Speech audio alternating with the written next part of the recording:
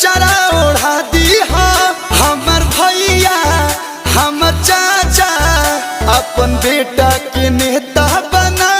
दी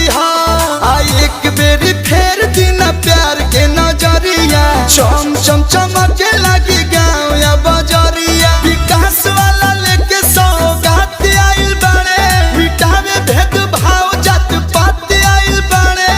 करी जब चाहरा पंदी ही सभे प्यार लड़े खातिर पवन भैया करा काट आइल बड़े पवन भैया करा काट आइल बड़े पवन भैया करा काट आइल बड़े पवन भैया जिंदाबाद जिंदाबाद जिंदाबाद करकाट की जनता जिंदाबाद जिंदाबाद जिंदाबाद आपका नेता कैसा हो पवन भैया जैसा हो पवन भैया जिंदाबाद जिंदाबाद जिंदाबाद भाई दिजिताई राजनीति के अइले लड़ाई में इहे पवन संसद भवन जाके जनता ला बोली है भलाई में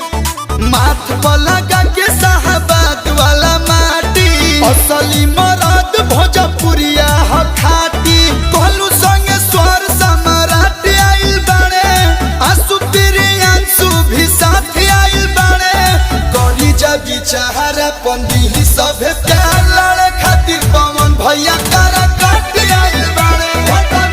पवन भैया करा काट आइल बड़े पवन भैया करा काट आइल बड़े करा काट